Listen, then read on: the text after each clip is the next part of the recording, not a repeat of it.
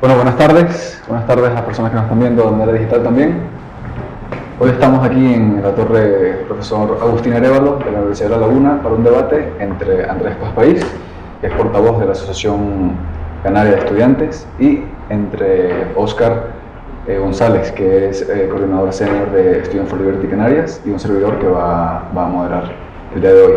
Lo que vamos a hacer en este debate es un poco charlar sobre diferentes temas acerca de la actualidad española en general, y Canarias se merita la especificidad, y para un poco comparar o intentar llevar las ideas a un puerto común, intentar dilucidar un determinado camino, una determinada solución. Así que espero que lo disfruten, espero que sea enriquecedor, espero que cualquier tipo de pregunta que se les venga en mente pueda comentarse, y sin más dilación comenzamos. Así que vamos a introducirlo. Voy a empezar directamente con el tema. El primer tema es acerca de la actualidad política y social de España. Al principio queremos presentarnos. Ok, preséntese. Bueno, solo la palabra al invitado, ¿no? Bueno, yo soy Andrés Paspaís, soy portavoz de la Asociación Canaria de Estudiantes, como han dicho, y aparte de la faceta como representante estudiantil, soy activista de izquierda, activista por el socialismo democrático, que son las ideas en las que me he forjado y en las que creo. Y estoy aquí a pesar de que muchas personas me han recomendado que no viniera, porque me decían que era pues, dar voz a ideas diferentes a la mía, pero dándole la vuelta creo que es una oportunidad para expresar mis opiniones y mis ideas ante personas que normalmente o en otros contextos no me escucharían. Entonces, nada, es un placer estar aquí y esperemos que sea un debate constructivo y que nos ayude a acercar posturas. Muchas gracias, Andrés. Óscar. Yo quería darle las gracias a Andrés por venir. Cuando pensaban o pretendía que le íbamos a pescar o algo, no es el caso. Mi pretensión era preguntar a los presentes que si eran feministas, socialistas y demás, pero por el momento no ha llegado mucha gente. Esperemos que vayan llegando. Pero supongo, ya por la cara más o menos los conozco. Nunca por ahí no. Quería preguntarte si eras socialista o feminista, animalista. Me encuentro en la rama de izquierda, se puede decir. Bueno, entonces estábamos más o menos compensados, que pensábamos que yo iba a ser minoría y por lo tanto que iba a perder, siempre se dice, ¿no? Pero bueno, la intención es tener el espacio de debate a la universidad y demás, por eso me quiero reiterar en darte las gracias.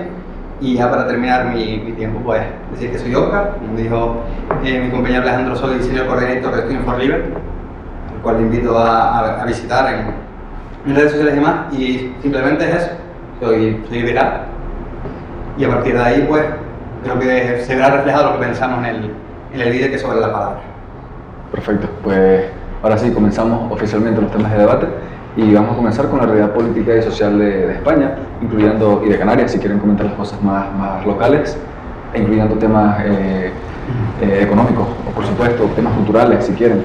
Así que les lanzo la pregunta general. La pregunta sería: ¿qué está pasando en España? ¿Cuáles son los problemas? ¿Cuáles son esas cosas que están sucediendo en nuestro entorno, digamos, geográfico o estatal? No sé. ¿Y qué les parece? ¿Qué está empezando? Podemos empezar por mi derecha en este caso. Bueno, desde mi punto de vista, empieza por la izquierda realmente, pero desde mi punto de vista los problemas que tenemos en España no tienen nada que ver con los problemas que teníamos con el anterior gobierno en un escenario de crisis en España y a nivel internacional también en muchos lugares, ¿no? Ahora mismo la economía va bien, los datos macroeconómicos reflejan una evolución clara a favor del desarrollo económico de España. Los datos de empleo mejoran, la reforma laboral ha contribuido muchísimo a tener empleo de calidad, a subir los salarios para que las personas no solo tengan empleo, sino además un empleo en condiciones y con un sueldo lo más digno posible. Entonces, los problemas no residen, como les digo, en la esfera económica.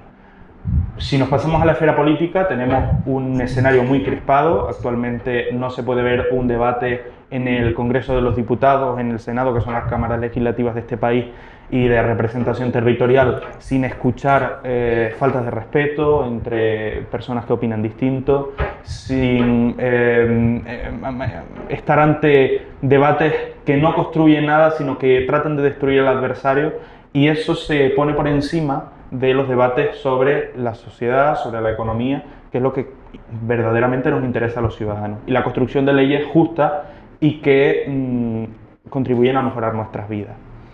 Si nos vamos a la esfera social, también tenemos una sociedad muy crispada, por eso precisamente es positivo que tengamos estos espacios, porque estamos debatiendo personas de distintas ideologías, construyendo el futuro común que tenemos como sociedad, porque en esta sociedad, de esta sociedad formamos parte todos. Recuerdo una frase de Pedro Serolo que decía algo así como: en su sociedad, referido a la derecha en aquel momento, no quepo yo, en mi sociedad sí cabe usted. Se trata de que construyamos un futuro común para todos, porque nos va a pertenecer a todos. Entonces, este es un buen punto de partida para revertir los problemas que ahora mismo afectan a nuestro país. Bueno, en términos generales, yo creo que los problemas que debemos afrontar como sociedad en un sentido amplio, no solo en el sentido canario o español, creo que es precisamente el crecimiento de la intervención del Estado en la sociedad, tanto en el plano familiar, político, económico, cultural incluso. Y a partir de ahí podemos deducir el eje por el cual se va a ceñir el futuro. El compañero habló de cuestiones económicas. Yo, cuando estamos frente a una economía que está crecientemente intervenida, creo que sacar datos de ahí es un tanto presuntuoso. Creo que esto tiene un reflejo de cara a largo plazo, no en el corto plazo. Se puede inducir por medio de inyecciones del exterior, incluso dentro del Estado. Cuando me refiero al exterior me refiero a la Unión Europea, a que el crecimiento del empleo o la calidad del empleo sea mayor, pero eso no tiene por qué ser una prueba de que la economía ha mejorado. Simplemente es posible que estemos inflando una burbuja que de aquí a unos años pues termine explotando. Bueno, si nos vamos a la teoría económica, el eje del crecimiento en general, ¿no? Pero también el crecimiento de las posibilidades de las personas con menos recursos, pues es la mejora de la productividad de las empresas, ¿no? Y de la capacidad institucional que se le puede brindar a las empresas para invertir a largo plazo. Yo creo que ahí estamos pecando a la hora de mostrar cada vez más inseguridad, tanto en el plano político, con elementos de corrupción. No voy a entrar en temas de corrupción de un partido, creo que es algo que se puede y trasciende a todo el eje político. Y dentro del eje judicial, por ahí están sobrados los casos de corrupción dentro de lo que sería el ámbito de la justicia, ¿vamos? Eso lo sabrás tú mejor que yo. Y bueno, dentro del ámbito de la corrupción, podemos entender que no estamos siendo lo suficientemente solventes dentro de España, pero también fuera de España, con todos los problemas de los laudos y demás que España no está sabiendo sobrellevar y que de cara al futuro pues va a tener un coste bastante extendido. Aparte del déficit económico que estamos causando para las generaciones futuras y demás, que eso si quieres posteriormente lo hablamos. Perfecto, has tocado algún otro punto que yo me gustaría rescatar en cuanto al tema el aspecto económico. Hemos visto que hay un poco de discrepancia en ese tema. La propia cuenta institucional de la Unión Europea a través de Twitter lleva desde hace un par de años publicando mensualmente, creo que es mensualmente, algunos indicadores, por ejemplo el del paro juvenil, en específico el paro general, y a pesar de que en los últimos meses sí ha estado creciendo a un ritmo mucho menor, y creo que incluso un que otro mes ha sido más, se ha reducido. Desde 2023 más o menos, el paro juvenil en España ha ido creciendo, creo que ahora estamos a la cola en el sentido de que estamos como el peor. Es verdad que esto puede atribuirse, puede estar siendo enmascarado a la baja, digamos, puede estarse mostrando de manera más negativa de la que realmente es, quizás por paro voluntario o quizás por el tema de la inmigración, que puede estar afectando, que a lo mejor la estructura productiva no está tan afectada, pero obviamente si hay más gente que no está trabajando, puede no estar afectando tan negativamente como puede parecer. Esto, ¿qué les parece este dato o qué tipo de cosas harían en este caso? Empezamos por Óscar. Sí, yo creo que el mercado de trabajo está súper intervenido, el coste laboral es muy grande y por lo tanto a la hora de tú tener que echar a un trabajador porque a lo mejor no es tan productivo y eso es una merma para la empresa, pues a quién vas a echar, ¿no? Al que tiene menos coste laboral, y por lo tanto terminas echando al joven, o incluso no lo puedes contratar porque el coste laboral del que ya tiene una serie de años en la empresa, pues es tanto que incluso si lo pones en la calle, pues tienes que cerrar la empresa. Pero es importante una legislación a favor del trabajador para que tenga un trabajo estable. No, yo lo que creo que es importante es que el trabajador tenga las posibilidades de alguna manera, discutir con el empresario a la hora de firmar un contrato de parte, ¿no? A la responsabilidad de uno y del otro, no que tenga que intervenir un tercero, ¿no? Porque siempre hay arbitrariedades tanto a favor de un trabajador como a favor del empresario, no es solo siempre la legislación va a favor de uno o de otro. Y esto lo podemos ver los jóvenes, a lo mejor quieres trabajar por menos dinero de lo que te va a remunerar dentro de lo que sería el salario mínimo, y no te importa, porque eres un estudiante que quiere dedicar más tiempo a otras cosas, pero no te importa sacrificar un poco más el tiempo y necesitas dinero. Vale, ese dinero no lo vas a tener porque directamente no te contratan. Entonces no estás solucionando los problemas de los jóvenes, porque estás poniendo más piedras en el camino. Ok, Andrés. Sí, bueno, voy a rescatar un poco varias cuestiones que se han ido suscitando para tampoco dejar nada atrás. En primer lugar, quiero hacer alusión a lo que se hablaba del intervencionismo estatal en las políticas públicas, y es que desde mi punto de vista, sin intervencionismo no podríamos hablar de un Estado. El principal problema que tienen ahora mismo todos los ciudadanos españoles, especialmente los jóvenes, pero toda la ciudadanía en general, es la vivienda. Y la vivienda, el problema que tenemos con la vivienda, con la situación de los alquileres, en la compra de vivienda, etcétera, viene derivada precisamente de que el mercado no se ha regulado solo. Hay un mantra que se repite en multitud de ocasiones, que es que el mercado se regula solo.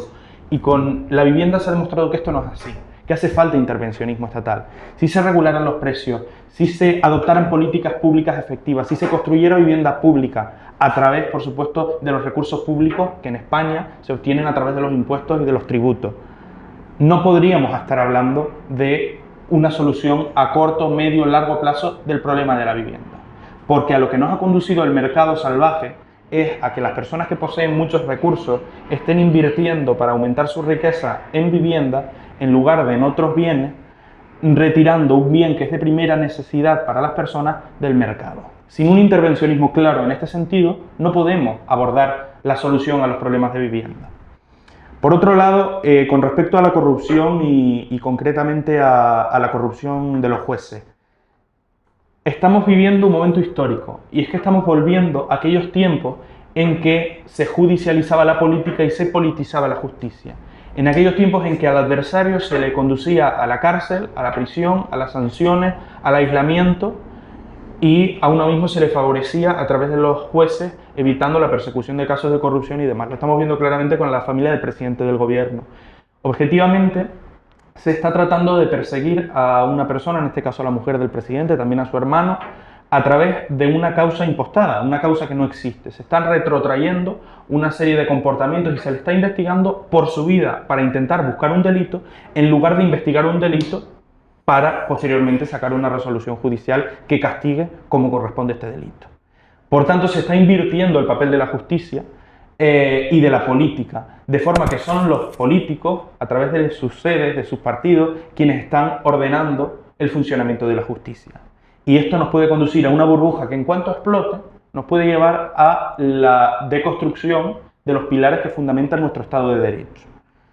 Por otro lado, el coste de las políticas neoliberales en el contexto internacional, en lo que afecta a nuestro país, es claro. Los aranceles que está imponiendo Estados Unidos, las políticas que se están adoptando desde gobiernos de derecha, están perjudicando notablemente a nuestro país, perjudicando a los pequeños empresarios, a los agricultores, a los trabajadores del sector primario en general, en definitiva a toda la ciudadanía, porque estos costes dificultan el tránsito en un mundo globalizado que ha apostado por la libre circulación para borrar todas aquellas barreras impuestas por nosotros mismos a lo largo de toda la historia, y esto nos está perjudicando como economía y como país. Está aumentando las dificultades de este país para salir de las sucesivas crisis.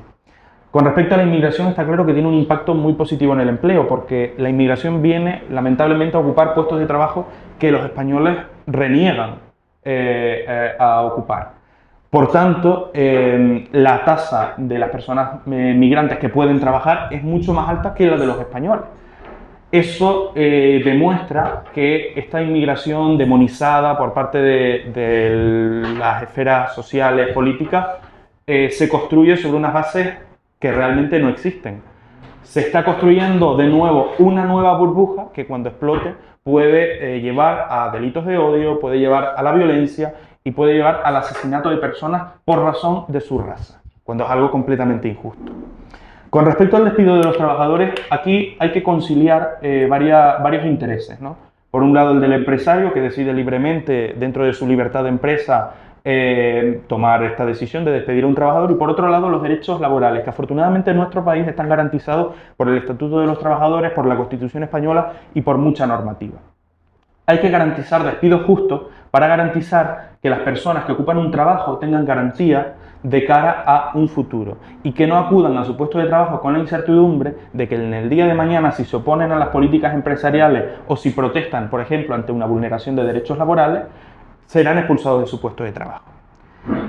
Por eso es necesaria una legislación laboral fuerte que proteja a los trabajadores frente a empresarios explotadores. No lo son todos, pero sí hay una gran cantidad de empresarios explotadores que vulneran repetidamente los derechos de los trabajadores sin tener ninguna consecuencia. Y por último, el desempleo juvenil es un problema. Efectivamente, tenemos una de las tasas de desempleo juvenil más altas de la Unión Europea. Esto debe preocuparnos y ocuparnos, debe llevarnos a generar políticas públicas de nuevo en contra de esta autorregulación del mercado, adoptar políticas públicas efectivas para parar el desempleo juvenil, pero también teniendo en cuenta que nuestro país tiene un desempleo estructural que viene probablemente causado por el hecho de que los grandes partidos de este país se han negado a sentarse sobre una mesa para abordar una reforma laboral efectiva que proteja a los trabajadores, que proteja a los empresarios, que contribuya a crear empleo y que acabe con este problema estructural de nuestro país. Perfecto. ¿Tienes el tiempo de réplica? Bueno, no sé si estás a favor o en contra de los aranceles. No sé, ¿qué te parece? En contra. En contra. Bueno, pues precisamente los aranceles es una intervención del Estado, ¿no? Estar en contra de los aranceles es estar en contra de la intervención del Estado. Y precisamente empezaste diciendo que estabas a favor de que el Estado interviniera en la vivienda. Entonces hay una contradicción clara en esas dos posturas. Claro, hablamos de bienes de primera necesidad. Supongo que el agua lo podemos considerar, aquí lo presente, un bien de primera necesidad, ¿no? Bueno, yo fui al supermercado y sobraba el agua. Y no, íbamos al mercado de la vivienda y no sobra vivienda. Entonces, o sobra la regulación de las viviendas o hay un problema con el mercado. Yo creo que es la segunda, porque agua sobra y el mercado la brinda. Es decir, está sobrando, te la está brindando, vamos, podía elegir toda la agua que quisiera. Y vivienda no. Entonces, yo creo que el problema está en la intervención, en la capacidad que se arrogan los municipios de dar o no la capacidad para que en todos los lugaritos que podemos, si nos levantamos, ver ahí, se levanta un edificio de 5 plantas por 5 viviendas, que si lo ponemos a multiplicar por 5 personas cada piso, serían unos 300 viviendas que no se están brindando en el mercado. Podemos ir y ver en el centro de la laguna la capacidad que tienen o no de reformar unas habitaciones. Y no solo en el centro de la laguna, sino en los municipios circundantes. Podemos ir y ver cómo el Estado pone freno a que los grandes centros de inversión nacionales e internacionales puedan llegar a pagar, ¿no? Según qué puestos, según qué lugares. No, eso con respecto al hecho de la vivienda. Aprovecho y introduzco un dato respecto a la vivienda. Creo que ya están aceptados los presupuestos del gobierno de Canarias para el año 2026 y el presupuesto casi llega a 12.500 millones de euros. Y de ese presupuesto, solamente 197 millones van a dedicarse a la construcción de viviendas. Si fueran cero sería mejor, si se lo repartieran los fondos de inversión, levantarían los pisos que quisieran. Por ahí yo creo que se canalizaría mejor la inversión y lo que sería el dinero. Bueno, hay más cuestiones, no solo la de vivienda que compartí mi compañero. Yo creo que los jueces no están politizados ahora, ya han politizados desde hace años. Desde que los jueces no eligen a los jueces, todo se pervirtió. El PP y el PSOE han elegido los órganos representativos de los jueces a dedo. Y eso ha sido así. Y unos y otros le han dicho que le van a cambiar Primero Rajoy dijo que lo iba a modificar, después Pedro Sánchez y se han olvidado. Con el paso del tiempo es algo que les sirve, les ayuda a cubrirse las espaldas. No voy a entrar en consideraciones que tienen que dilucidar los jueces. Yo voy a la prensa y veo lo que veo y a partir de ahí, pues cada uno se hace su idea. No voy a decir que alguien es corrupto, que no lo es, que el hermano vivía no sé dónde, que no vivía, porque eso no atiende a mí. Lo que sí creo que debemos hacer como sociedad civil, no solo nosotros, sino también las grandes entidades de prensa, es perseguir la verdad y hacernos preguntas de por qué nos dicen lo que nos dicen, qué es cierto y qué no es cierto. Creo que ese es el fundamento de la sociedad civil y de las empresas, dentro de las empresas entendiendo también las asociaciones, vamos, nosotros mismos. Así que no voy a entrar a ver si siguen al presidente del gobierno o no, cada uno que tenga su propio criterio, no es mi papel ahora mismo. Bueno, con respecto al tema de la legislación laboral, bueno, yo creo que los intereses de los empresarios no están contrapuestos con los intereses de los trabajadores. Si vamos al caso de los trabajadores jóvenes y de los trabajadores mayores, ahí hay un conflicto también, porque o contratas a uno o contratas a otro, y hay unos que están viendo beneficiados por el gran volumen de legislación y otros que están viendo perjudicados. Entonces, no se enfrentan dentro del mercado del trabajo el empresario con el trabajador, se enfrenta un trabajador por otro trabajador por un puesto de trabajo, y es el empresario el que le brinda a ambos la posibilidad de trabajar, y es el Estado el que le niega la posibilidad a uno que es más competente o a otro que es menos competente de optar al puesto de trabajo en relación a sus capacidades, no en relación a lo que el Estado quiera que se tome en cuenta para que en el futuro pueda elegir el empresario, que es lo que termina pasando. Y bueno, ya yendo al tema, por último, de la inmigración, pues estoy a favor de la inmigración, una inmigración que tenga cierto sentido. No, esto de abrir las fronteras creo que es un tanto complicado, se podría ver dentro de un mundo ideal, pero dada la situación actual, estamos ante un problema de fondo y de forma, si lo quieres ver así. Y bueno, tenemos distintos tipos de inmigración, porque la legislación es tal como es, y hay una inmigración que se está viendo abocada al mar, que creo que en eso podemos estar de acuerdo, y que no es justo. Que hay que buscar las medidas para que eso se pare de alguna forma, que seamos un poco más humanos en ese sentido. Y hay otra inmigración que está llegando a España para buscar un puesto de trabajo, que también es este caso, y que hay que brindarles las posibilidades de que lo encuentren, porque si vemos, y aquí al lado mío tengo a un venezolano bien y ya muchas veces encuentran un puesto de trabajo, pero en otras ocasiones tienen que ir al trabajo negro, como feo la expresión, en B, sí. Y me gustaría preguntar, saber por qué, porque son gente con mucha iniciativa, incluso podría llegar a preguntar por qué se tuvieron que ir, ¿no? Si es que tienes alguna respuesta de por qué se fueron, que creo que va en la línea de muchas cosas que me comentan. Sí, uno de los temas que nos gustaría tratar en mayor profundidad es el tema de la vivienda en general, en el canal nos toca de cerca. Podemos profundizar más ahí. De todas maneras, hay dos cuestiones que están muy relacionadas, o que por lo menos la manera en que la han tratado hemos visto que están muy relacionadas, que es el ámbito laboral de poder tener trabajo relacionado con la capacidad de vivir en un determinado sitio. Entonces vamos a tratar eso un poco más en profundidad si quieren. De todas maneras, hago una pequeña pausa para hacerle, si tienen alguna pregunta, que aprovechen y la hagan ahora, y si no, pasamos adelante con este tema con total libertad, no se corten si quieren hacer alguna. Si no, sigo para adelante. Perfecto. Pues el tema de la vivienda, el mercado laboral y de la inmigración son tres cosas que están, por lo menos, dos de ellas directamente relacionadas y otra de manera más bien indirecta. Y en concreto la vivienda, ¿qué problemas tenemos? ¿Qué soluciones darían? Y aquí ya sí les pido un poco más de profundidad si quieren meterse más en eso. Así que adelante. Sí. Solo por hacer una combinación de una serie de cosas y ya dejar cerrados algunos de los temas anteriores. Los aranceles son respuesta, desde mi punto de vista, a tres factores. En primer lugar, el neoliberalismo salvaje, En segundo lugar, un populismo exacerbado por parte de buena parte de la política internacional. Y por último, como respuesta a un plan imperialista de someter al resto de Estados que viene precisamente conectado con el neoliberalismo, a mi juicio. Por tanto, no se puede barajar como una de las consecuencias de la intervención estatal, que por otro lado se ha demostrado que hace falta en la vivienda. ¿Cuáles son los problemas? Por supuesto que no solo el mercado salvaje, que también es una consecuencia, las viviendas vacacionales, que también son una consecuencia del mercado, clara, las viviendas vacías también las hay y también son una fuente de riqueza, los fondos buitre, que yo no los llamo fondos de inversión, los llamo fondos buitre porque creo que es el calificativo más propio para calificarlos, que adquieren muchísimas viviendas para especular con ellas, para perjudicar el acceso del resto de ciudadanos y ciudadanas a la vivienda.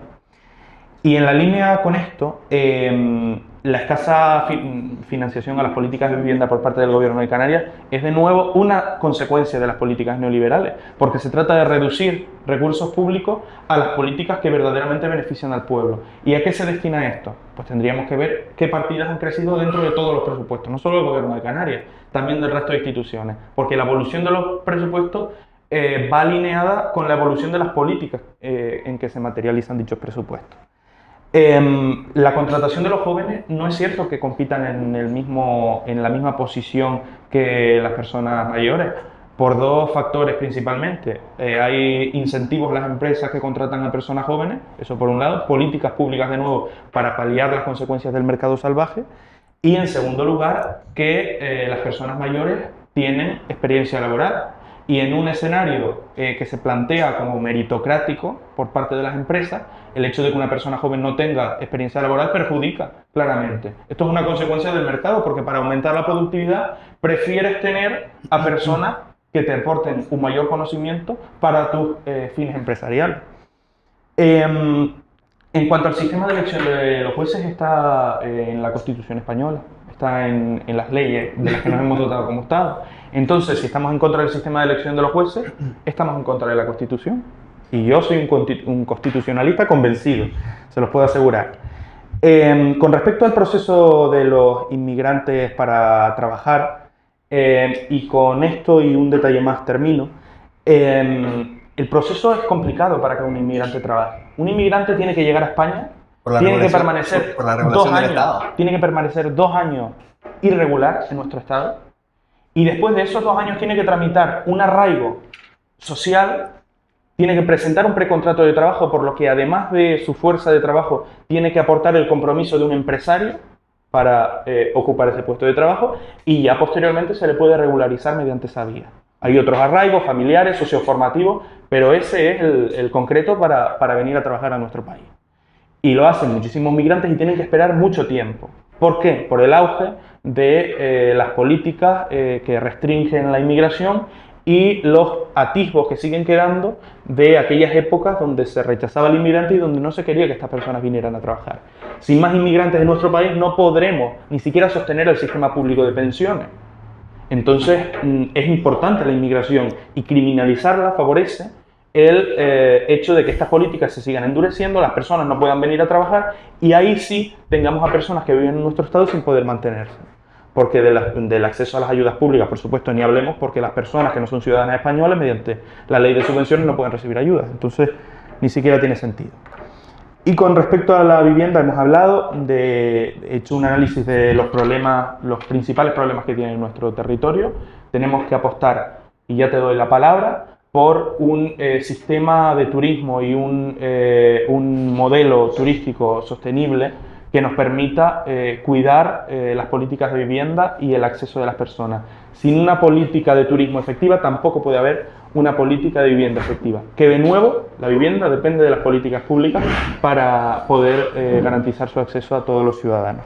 Antes te cuestioné a ti, Óscar, al respecto de los temas laborales, la legislación fuerte que debería haber para que los trabajadores estén protegidos. Ahora voy a irme con Andrés un poco para lanzar la pregunta contraria. Desde 2022 se han hecho pruebas, se han aplicado medidas para intervenir en el mercado de la vivienda, leyes que empezaron desde Barcelona y ahora no recuerdo exactamente las otras comunidades autónomas donde se ha aplicado, esas leyes, se ha intervenido en todos los lugares del mundo, en Nueva York mismo. por ejemplo, Después del New Deal y demás se intervino y lo que hicieron fue justamente lo contrario, quitarlos de la isla y llevarlos al continente. sí, entonces, en esa línea de la intervención del Estado, en los últimos, si no me recuerdo, creo que 9 años o 8 años más o menos, la construcción de vivienda protegida creo que no ha llegado a, no sé, a lo mejor no pasa de 5.000 unidades familiares, o sea, de 5.000 viviendas, unidades familiares sería otra cuestión, y de esos últimos 8 o 9 años, 7 no ha estado precisamente la derecha en el gobierno.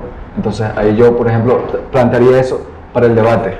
En estos días, hace unas cuantas semanas, Pedro Sánchez anunció una ayuda hecha a través del Ministerio de no sé si de Vivienda, la mujer esta no me acuerdo el nombre, donde anunció una medida respecto a la ayuda de alquiler con opción a compra para las viviendas protegidas, para la opción a compra, y cuando entrabas en detalle respecto a quienes pueden aplicar a eso, resulta que era solamente con opción a compra de las viviendas protegidas a nivel público, de las cuales no había ni 600. Entonces, realmente el papel del Estado importa para este tema. Bueno, yo creo que eso es una medida neoliberal, ¿no? El neoliberalismo es la intervención del Estado para que el Estado crezca a partir del libre mercado, ¿no? El Estado interviene según qué puesto, el resto lo deja libre y a partir de ahí pretende crecer. No es ese cuento que nos han dado los Chicago Boys y demás, que eso es una especie de libre mercado lo que pretenden, ¿no? La escuela austriaca, los Chicago Boys, todas estas escuelas liberales, lo que pretenden es que el Estado no intervenga en nada. Es decir, ni aranceles, ni nada, vamos. Es decir, lo mínimo, lo menos posible. El Estado llevado a la mínima expresión, ¿no? Por ahí que los aranceles, como medida O incluso desaparecer. Sí, bueno. Esto fuera el caso, pero sí, incluso. Entonces, las aranceles como medida neoliberal no creo que tengan tanto sentido. Como medida imperialista, sí. Pero eso no lo voy a defender yo. Como liberal no puedo defender el imperio. De hecho, el imperio es una medida de protección, ¿no? La visión imperial es una medida de protección, de protección de las fronteras, de protección de una idea imperial, de un fundamento, de una visión, de una cultura, de una sociedad, de un país, de un territorio. Eso es el imperialismo, ¿no? De la economía por la economía, de una idea. Bueno.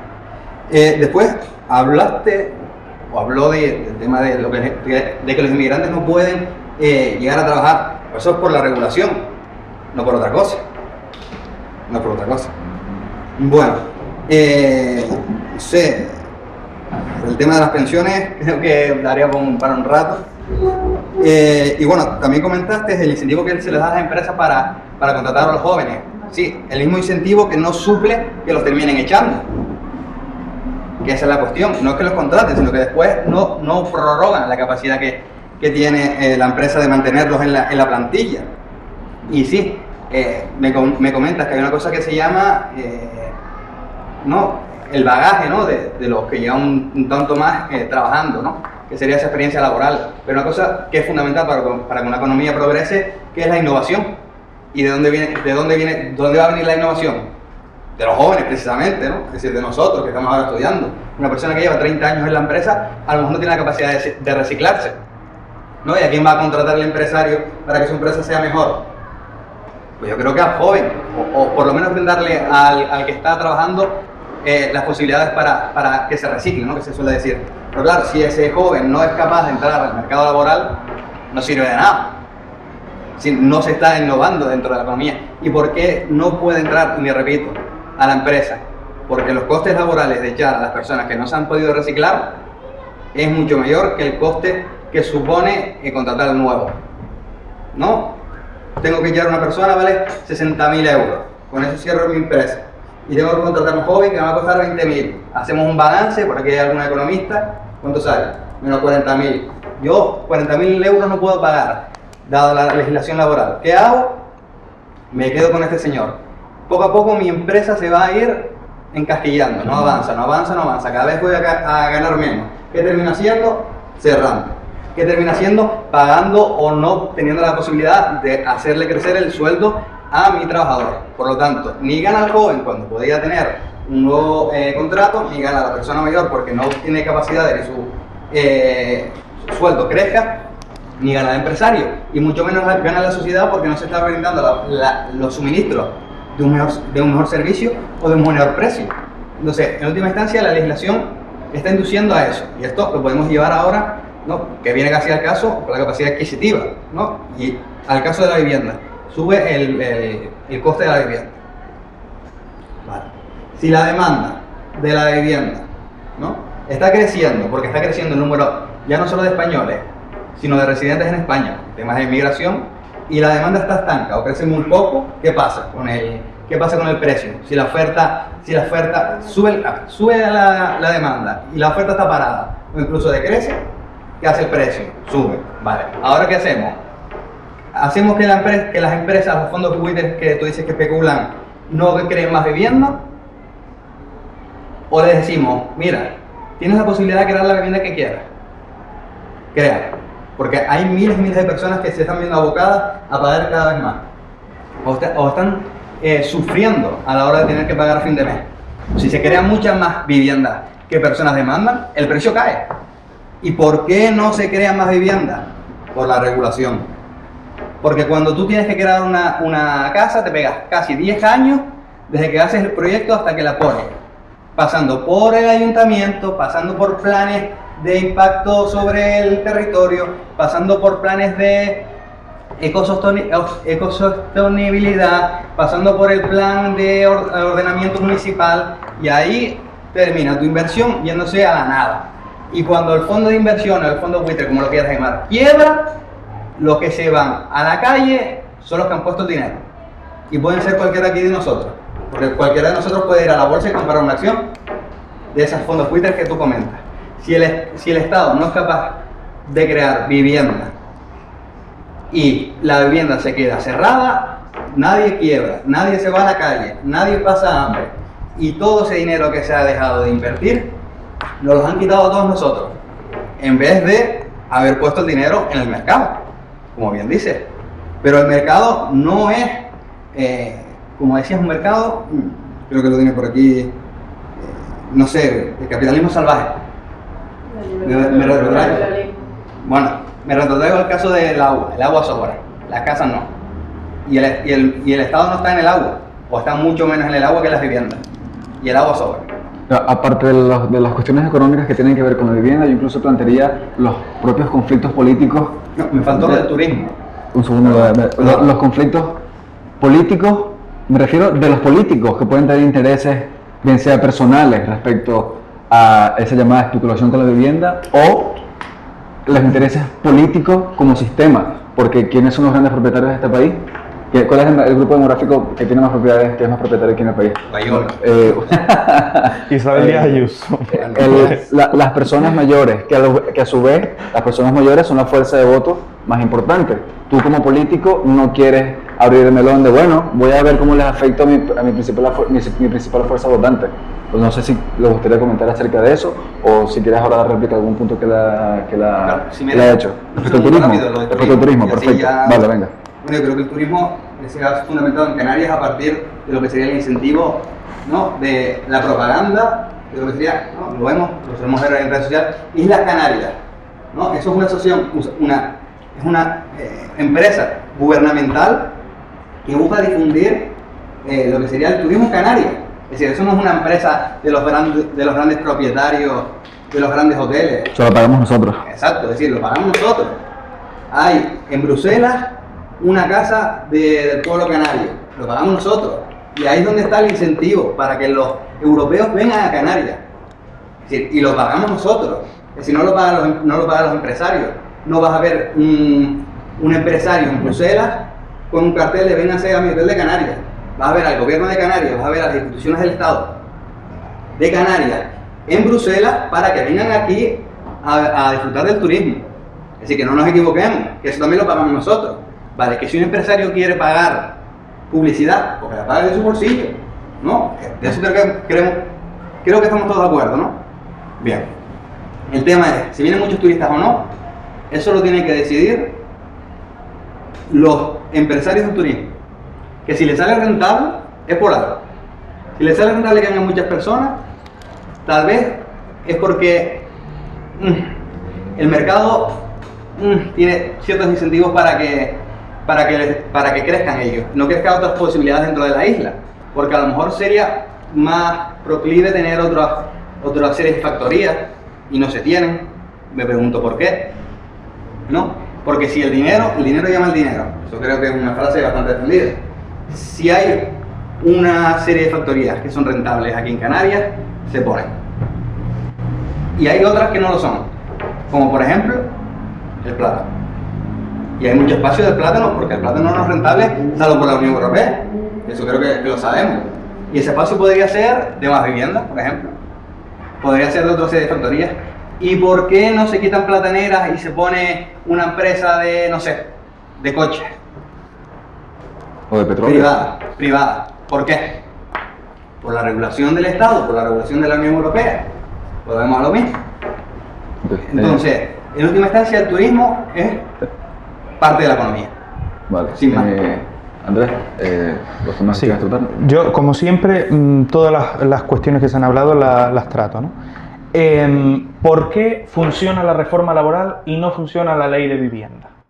Es una pregunta. ¿Por qué hay algunas políticas estatales que funcionan y hay otras que no? Es sencillo, porque es más fácil modificar las relaciones laborales que modificar, o relaciones contractuales, que modificar el mercado, que intervenir en el mercado. Porque sigue siendo muy complicado. A pesar de que se hable del intervencionismo estatal, no deja de ser una ficción, porque la realidad es que es muy difícil intervenir en el mercado a través de las políticas. Con respecto a, hemos hablado el espacio que hay para otros sectores en Canarias, ¿no? Alternativos al turismo o al plátano. Si el mercado se supone que se regula solo, no habría por qué dar espacio desde las instituciones a otros sectores, porque en teoría, si el mercado se regula solo y las personas invierten en lo que se gana, en lo que más se gana es en el plátano y en el turismo. Pero Es decir, mercado, sería pero una el mercado, consecuencia. Andrés, espera. Pero el mercado sí está intervenido, ¿cómo podemos hablar de un mercado que puede verse solo? Es que el plátano es rentable porque la Unión Europea paga las piñas de plátano. Si la Unión Europea no paga las piñas de plátano, nadie va a invertir en el plátano porque no es rentable. Obviamente. Es decir, pero ¿quién es la culpa de que se invierta en el plátano? Es la Unión Europea, no los Pero empresarios. si perdemos el plátano como cultivo, no estamos perdiendo una parte de la identidad canaria. No, yo económicamente, lo por que quiero ejemplo. son casas para que la gente viva. No quiero plátano. Plátanos se pueden comprar en otro lugar. No sé. Y no, a ver, ninguna de las leyes, ni la política laboral ha funcionado, ni la de la intervención de la vivienda tampoco. Es decir, cuando tú dices que algo funciona, ¿funciona para quién? Cuando interviene el Estado. Cuando están los empresarios entre sí, funciona para los dos. Como un empresario va a actuar con el otro, si sabe que va a perder, coge y cierra y se queda en su casa. Pero cuando tú haces una política pública, es para alguien, Es decir, quiero que la legislación, las personas de más de 1,90 tengan un incentivo para trabajar. ¿Quién sale beneficiada? ¿Todos los trabajadores? No, las personas de más de 1,90. Las de menos 1,90 no. Y aquí es todo el caso. ¿Los jóvenes han salido beneficiados con la reforma laboral?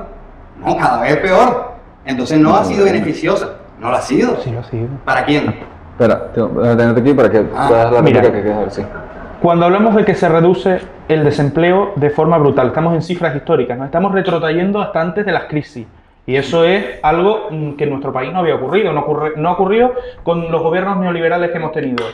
Entonces, algún efecto positivo estará teniendo en el mercado laboral y en las relaciones laborales la reforma laboral que impulsó el gobierno progresista. Algún beneficio habrá tenido. Para que no echen a los trabajadores jóvenes de las empresas, precisamente lo que hay que hacer es dificultar el despido de las empresas. O sea, es la única solución que hay real al problema del despido de los trabajadores jóvenes. Y eso supondría, que es la solución que entiendo que propones tú, una nueva política estatal, un nuevo intervencionismo estatal para paliar un problema que el mercado no resuelve. Porque de nuevo desconstruimos el mantra de que el mercado se regula solo. Se ha demostrado que estas bases de esta idea están totalmente removidas, ¿no? No cualquiera, porque hablabas de que cualquiera aquí puede invertir en vivienda. No cualquiera puede invertir en vivienda, porque en primer lugar hay que tener muchos recursos, por tanto, es algo que está únicamente centrado en las personas de las capas altas de la sociedad desde el punto de vista económico. No estamos hablando de que la clase trabajadora pueda acceder a la vivienda, precisamente por eso no funciona el mercado. Si todos aquí fuéramos ricos, todo el mundo podría acceder a una casa, eso está claro. Y precisamente no solo es esto, sino que además no todos estamos dispuestos a invertir en un bien de primera necesidad. Y creo que el propio verbo invertir en vivienda es equívoco y nos está contribuyendo precisamente a agravar el problema. Porque si consideramos un bien de primera necesidad, reconocido incluso por la Constitución que reconoce el derecho de la vivienda, no lo hace. Pero es que fíjate por dónde. El agua no sobra porque hay sequía. Si hay sequía declarada en muchos territorios de España, significa que el agua no sobra. En el desierto de Israel, no, en el desierto que rodea a Israel, había sequía y ahora hay agua. Entonces, hay algo que falla, ¿no? Es decir, esta la inversión, no es necesario que llueva muchas veces. De hecho, en China ahora hacen que llueva artificialmente. Podríamos catalogar que es una sequía, pero llueve. Entonces, ahí está la inversión empresarial también. Emiratos Árabes, pero Nevada. Ya no solo es intervenir en el mercado, ahora es intervenir en la meteorología. Bueno, es lo que hace la Agenda 2030. Y que están parados. No sé si esto lo conocen, pero hay un decreto, no recuerdo, sé que tiene un número 17 incluido en un sitio, pero hay un decreto que avala que el Estado puede intervenir en la alteración del clima mediante métodos artificiales. Lo pueden buscar, luego les puedo dar referencia. De hecho, si ya... Espera, Sí, puedes, sin problema. De hecho, cuando hablamos de la legislación laboral, es decir, por mí, tiene que haberla. No sé, yo creo que antes comentaba que tiene que ser de parte. Que no me interesa, a ti te interesa, nos damos la mano y ya firmamos. Pero si es de parte, es un trabajador, no queda demasiado pequeño frente al empresario. O sea, que los trabajadores son bobos. No lo sé. Y los empresarios demasiado listos. No hay trabajador que sacan más del empresario de lo que pueden sacar. Perdón. Es decir, no hay trabajadores que le sacan más de lo que le pueden sacar a los empresarios. No. Yo creo que sí, joder, No hay. Vale, sí. ¿Qué te convierte en empresario? Poner tu capital en juego, ¿no? Eso es lo que te convierte en empresario. Vale, si tú mañana cierras un empresa y te pones a trabajar, eres empresario. Si tú cierras un empresa y te pones a trabajar, ¿qué ha pasado ahí? En esa transición, se te fueron los poderes. No, ha pasado de ser trabajador por cuenta propia a ser trabajador por cuenta ajena. Claro, pero tus capacidades son las mismas. No, las capacidades económicas en este caso sí, lo son. Porque antes tenías dinero para abrir una empresa, para invertir tu patrimonio, lo que requiere que tengas un patrimonio. A lo mejor lo sigues La cuestión es precisamente que los trabajadores por cuenta ajena normalmente no tienen recursos suficientes para acceder a un trabajo por cuenta propia. Vale, tú te quieres ir a las grandes empresas, pero yo te puedo ir a los autónomos. El autónomo a lo mejor necesita a alguien para trabajar y no tiene sobrado dinero para pagarle. A lo mejor tiene lo justo para pagarle y para meterle en la empresa. Ahí es donde está ese poder del empresario. Es sencillo, si no tiene dinero para contratar a un trabajador, que no lo contrate. Y si tiene que ser la empresa porque no tiene la capacidad, si es la empresa, la riqueza que podría haber producido contratando a otra persona, que podría ser cualquiera de nosotros, no la produce. Y que le podría otorgar estatus de monopolio a grandes empresas que asumen esa parte del mercado, por ejemplo. Pues en lugar de tener un beneficio mayor, un beneficio desorbitado, que destine esos beneficios a los trabajadores, si los trabajadores a su vez contribuyen a aumentar la productividad y a mejorar los resultados de la empresa. A eso vamos ahora. Es decir, el porcentaje lo marca de alguna manera la libre competencia entre las personas. Yo no voy a ganar con mi empresa un 1% si trabajando de manera asalariada voy a ganar un 10%. Si me ajusto al mercado de otras empresas, todos ganamos un 10%, todos felices. Pero, claro, cuando tú dices que el empresario no gane más y reduzca para contratar, lo que hace es incentivarlo a salir de su empresa. Porque si yo puedo ganar más de trabajador que de empresario, no voy a apostar mi dinero. No, porque según ustedes el mercado se regula solo. No, el mercado se regula solo. Es decir, a eso voy ahora. El mercado se regula solo. Sí. ¿Por qué no?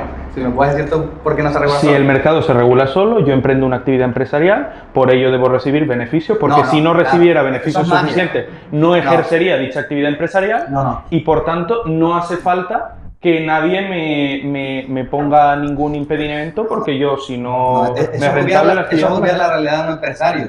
Un empresario, hay muchos empresarios que se levantan a las 12. Yo no voy a jugar, pero hay otros que se levantan a las 6 de la mañana. Y que eso no lo hace el trabajador porque a lo mejor el trabajador llega a las 9.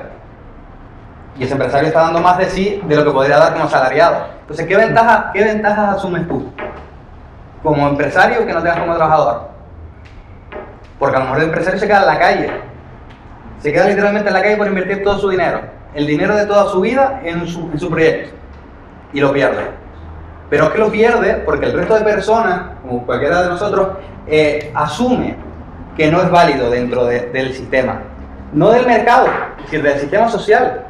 Si tú te pones a vender, digamos un caso extremo, jamón serrano en Arabia Saudí, ahí el mercado se regula solo. Cierra, literalmente. Vale, ahora tú lo montas en el barrio de Salamanca. Te hace el empresario más rico de España. Se reguló solo, tú has ganado. No, son casos concretos, en lugares concretos. Y es el empresario que tiene que buscar el dinero, ¿no? Que buscar la riqueza. Y son los trabajadores que lo tienen que ayudar al empresario, darle la mano al empresario para que el empresario reparta su riqueza no riqueza material, es decir, sino la riqueza social. Es una riqueza social, es una contribución. Cuando vas al Mercadona, la marca blanca del Mercadona es la mejor del mercado. O podemos pensar, Mercadona no está pagando, tranquilo. Es la mejor del mercado. Bien. ¿Por qué? Mercadona, páganos. ¿Por qué es la mejor? No, podría ser la peor y aún así la gente tiene la necesidad de comerla, de comprarla y de comerla. Bien, vamos ahora al caso contrario. Hay una marca súper mala. ¿Qué incentivo tiene el del Mercadona de tener la mejor marca? Cuando con la marca mala ella podría vivir.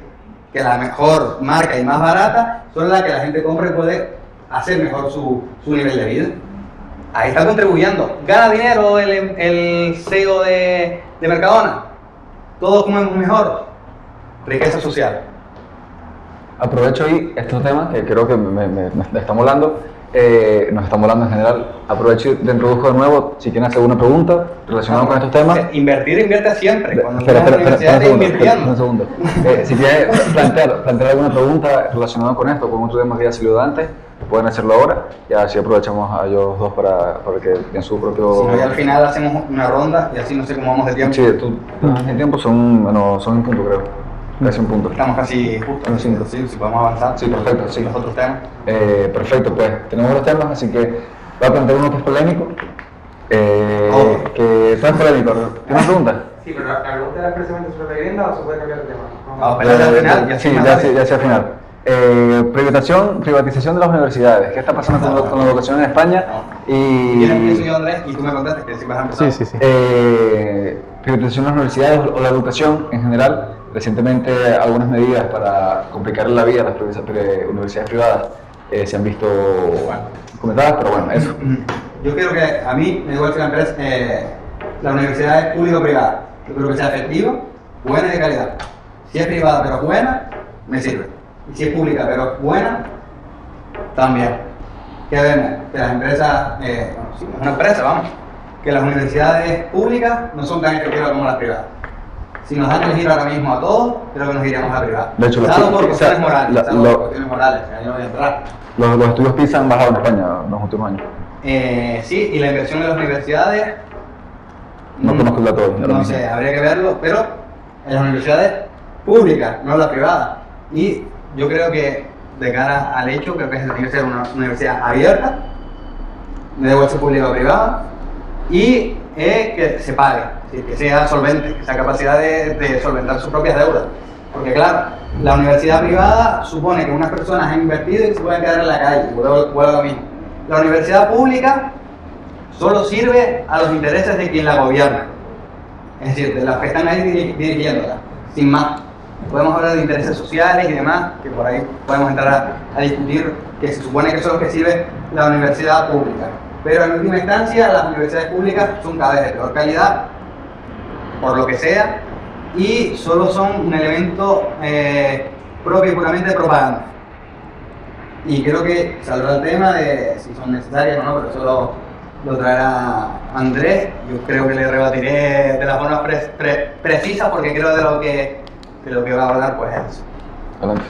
A ver, está claro por qué la gente optaría por una universidad privada en caso de tener las oportunidades económicas. Porque las universidades privadas funcionan como máquinas de expedición de títulos y en las universidades públicas se ofertan unos títulos que requieren un esfuerzo desmedido por parte de las personas que ocupan dichos estudios. Es por eso, por la mayor facilidad, porque la calidad, la realidad es que es mucho mejor en las universidades públicas. Para dar clase en una universidad pública no es tan sencillo como sencillamente terminar el grado, que es lo que ocurre en las universidades privadas. En la universidad pública tiene que haber un número, un porcentaje de profesores contratados que hayan cursado un doctorado, que implica un esfuerzo profesional impresionante para poder impartir docencia aquí. Pero además las universidades públicas construyen investigación. Sin embargo, las universidades privadas se limitan a la expedición de títulos. No hablamos de prácticamente programas de doctorado en las universidades privadas porque a las universidades privadas lo único que les interesa es su propio beneficio mercantilista e inspirado en los valores neoliberales que están defendiendo ustedes. Y es por ello de lo que estamos hablando. Es esa la causa que origina la consecuencia de que muchas personas estén optando por la universidad privada. Las universidades no es cierto que actúen como elementos de propaganda. Entre otras cuestiones, porque si funcionaran como elementos de propaganda, nosotros no podríamos estar organizando un acto cuyos organizadores representan unas ideas que en teoría son contrapuestas a las del equipo de gobierno de la universidad. Y además, las universidades tienen su autonomía, que está reconocida por la Constitución española, de hecho. Y no solo disfrutan de su autonomía, de su capacidad de autogobierno y de generación normativa y demás, sino que además representan a la sociedad, porque existen órganos, en este caso el Consejo Social, que aglutina a las administraciones públicas, que son las encargadas de poner la financiación, a la universidad, que es la encargada de gestionarlo, y a los distintos elementos de la sociedad civil. Entre ellos, miren por dónde, a las empresas más representativas, también a los sindicatos, etcétera, etcétera, etcétera. Entonces no estamos hablando de que las universidades dependan de intereses de los gobiernos. Eso es algo completamente falso. Se ha pretendido últimamente alterar el funcionamiento de las universidades inmiscuyéndose en sus asuntos y socavando su autonomía. A través, por ejemplo, de la Ley de Consejos Sociales y Coordinación Universitaria de Canarias, que fue aprobada con los votos a favor de todos los partidos que representan al liberalismo casualmente. Pero porque el único partido que no votó a favor fue el Partido Socialista. Entonces, a ver, el de Felipe González fue bastante liberal. Felipe González ha tenido una evolución curiosa a lo largo del tiempo. Nos pasó de liberal a comunista. No, lo que ocurre es que hay muchas personas que llegan al poder, utilizan a su base social para defender unos postulados que realmente son ficticios, como se ha visto. Y hay el caso, por ejemplo, Mariano Rajoy, que representó en un inicio a una parte más neoliberal representada por Aznar y después acabó más orientado hacia el centro político. Sin embargo, Felipe González ha tenido un proceso inverso, pero porque utilizan al fin y al cabo con este fin que no deja de ser también mercantilista, porque a veces los movimientos electorales son similares al mercado. Y en ese sentido es por ello que responden a las necesidades sociales moviendo, digamos, su discurso público. Y con respecto a la financiación, y ya termino, esta universidad está infrafinanciada. Todos ustedes han tenido que subir por las escaleras porque el ascensor está averiado y son 3 plantas. Y esto tiene como causa el hecho de que los gobiernos no están invirtiendo lo suficiente, y concretamente el gobierno de Canarias lo está haciendo, pero también el gobierno de Madrid. ¿Y en qué tiene esto como foco? Pues que se está avanzando hacia una concepción neoliberal, hacia la reducción de recursos públicos, hacia los recortes en materia de políticas públicas, para priorizar o dar una posición de predominancia a las universidades privadas. En este sentido, se las está introduciendo en los órganos que gestionan las políticas universitarias de Canarias, para que sea desde las universidades privadas desde donde se tomen las decisiones, que tienen más peso que las 2 universidades públicas, porque vale su voto lo mismo. Eso es algo que es inconcebible en cualquier lugar, que era inconcebible hasta hace unos años, pero que está ocurriendo. Y lo estamos viendo en las universidades madrileñas, que están teniendo que pedir créditos para poder abonar los salarios del profesorado, porque con la financiación que otorga la Comunidad Autónoma de Madrid, gobernada por una política que defiende una idea neoliberal clara, no habría suficiente para abrir las puertas de la universidad. Y además, no podemos plantear que la universidad la financien las personas que estudian en ella, Porque si hablamos de eso, deconstruimos totalmente las políticas públicas. Si financiamos los sistemas públicos, sea de educación, de sanidad, a través de tasas y no a través de impuestos, estamos acabando con las políticas públicas, estamos acabando con lo público y favoreciendo lo privado. Pero además estamos dificultando que las personas de clases trabajadoras, que seguramente seremos la mayoría, porque a pesar de nuestras ideas no creo que nadie aquí sea rico, entre otras cosas porque si fuéramos ricos no estaríamos aquí, seguramente, porque los ricos cada vez tienen menos necesidad de inmiscuirse en los asuntos políticos porque siempre se acaban viendo beneficiados. No podríamos entrar en la universidad pública. Sin un sistema de becas efectivo en este país, la clase trabajadora saldría expulsada de las aulas de nuestro país y volvería el conocimiento a manos de las clases pudientes de este país, dificultando la universidad y su papel como garantía del ascenso social tan deseado por los legisladores que han planteado las políticas públicas. Es por ello que una financiación suficiente es necesaria y unas políticas públicas eficientes también lo son, para garantizar que todas las personas, independientemente de nuestra clase social, de nuestro origen, de nuestros recursos, podamos educarnos y en base a ello podemos construir nuestro futuro profesional. Porque sin estar formados no vamos a poder acceder a un puesto de trabajo y seremos víctimas de nuevo de ese mercado salvaje de trabajo del que les hablaba antes. Hablando de yo voy a en un momento hablar otra vez de los datos, yo me voy a centrar en los datos. Desde 2013 hasta 2024, si mal no recuerdo, la partida presupuestaria dedicada al apoyo de las universidades privadas en España por comunidad autónoma ha disminuido en mayor o menor medida. Solamente eso, ahí yo estoy de acuerdo, pero no entrar ahí. Solamente en 4 comunidades autónomas ha aumentado ligeramente. Y por otro lado, estamos en récords de recaudación fiscal. O sea, el pago de impuestos. Un segundo. En el caso de yo soy gallego. Un segundo, luego pasamos, hacemos 2 preguntas. El récord fiscal, el primero en 2021, si no recuerdo, después de la pandemia, y que no se rompía hasta el 2021, y el otro 2024. Nominal y no real.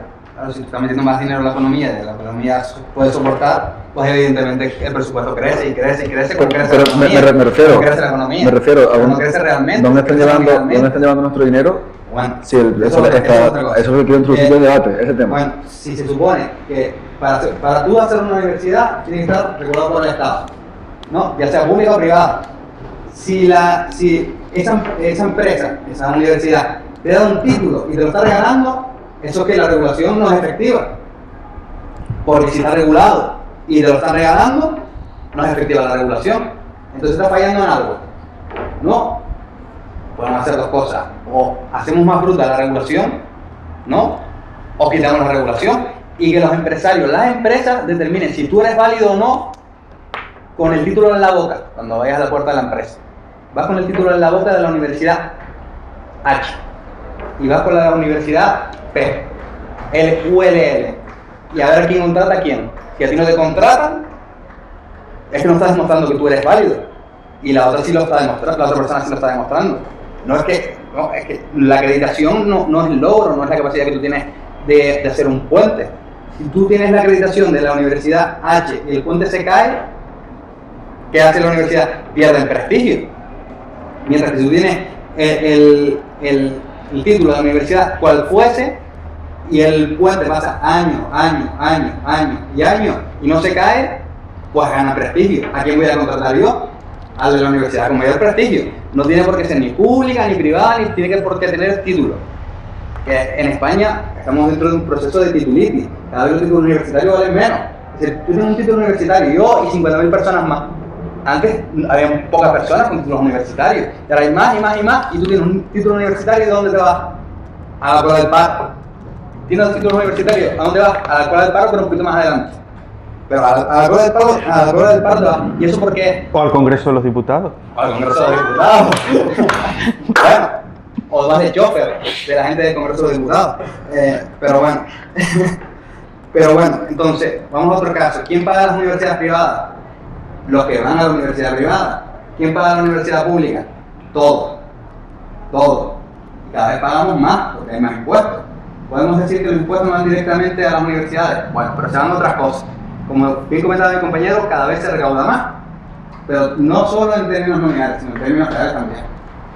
Bueno, a lo mejor no causa el récord, pero está cerca. El tema es que en la universidad pública no puede haber infrafinanciación. No la puede haber, porque la estamos pagando. Entonces los recursos que les están dando son los que son. Si tú quieres aportar más dinero a la universidad, pues lo donas. Todas las personas que crean que está infrafinanciado, pues lo donan. Como son los que van a la universidad, como los que van a la universidad privada, lo pagan. ¿Por qué la gente se está yendo a la universidad privada ahora? ¿Por qué el número de personas que se van a la universidad privada crece? Porque creen que vale más pagar que ir a la pública que te va a dar en el paro. Literalmente, que te va a dar en el paro. Con respecto a las personas con menos recursos, creo que si tienen que hacer una inversión, y ya para ir cerrando, la tienen que hacer una inversión a seguro. Y esa inversión a seguro está en la universidad privada. Que sí, vale. La universidad pública está ahora, no la podemos tirar, no la podemos desmontar y vender esto porque se haga en casa aquí. Yo creo que aquí podemos hacer un par de ellas.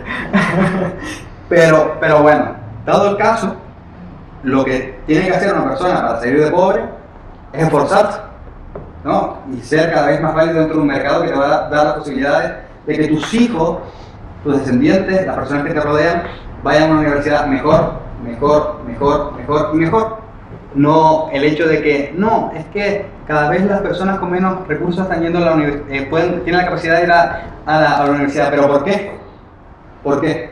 Porque el mercado está creciendo, porque las capacidades que están haciendo el mercado son mayores, porque cada vez tenemos más dinero en el bolsillo y las becas no son suficientes para que tú vengas a la universidad. Y por ahí tiene que haber gente detrás que trabaje y que cree riqueza y que esa riqueza sirva a la sociedad. Y cuando sirve a la sociedad hay más recursos. Y cuando hay más recursos, las personas tienen más capacidad de llevarlo a las prácticas de estudio. Y del estudio se vuelve al mercado, y del mercado al estudio. Pero no vamos del estudio al mercado, sino del mercado al estudio. Si no hay productividad, si no hay riqueza, no vas a estudiar en ningún lugar. No vas. Y si le haces tropezar al mercado, por mucho que quieras poner más dinero del presupuesto público en las universidades, no se puede. Te termina cargando el Estado por el déficit, las clases trabajadoras porque son las que van a pagar el déficit, lo van a pagar ellas. Porque yo soy un empresario que veo que me están subiendo los impuestos, no voy a Andorra. Sí. Pues Vale, ok. Andrés, si quieres comentar algo. Sí.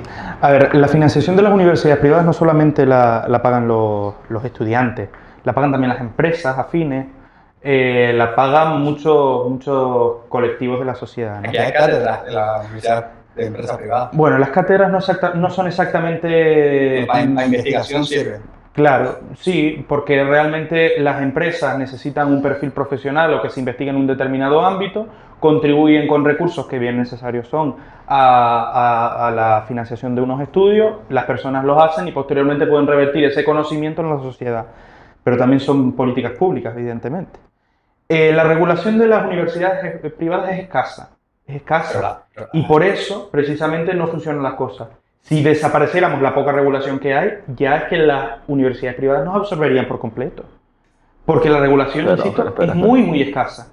Lo que tenemos que hacer es reforzarla, construir una regulación dura que acabe expulsando a las universidades privadas que no funcionan, que son la mayoría, de este lugar. ¿Y por qué el hecho de que impartan títulos sin calidad suficiente perjudica a las públicas y hace que no pierdan prestigio las universidades privadas? Es sencillo, porque tienen comprado a los poderes económicos porque son más rentables que las universidades públicas. Las universidades públicas producen déficit, evidentemente, porque se financian con recursos públicos, y las universidades privadas producen ganancias para las personas.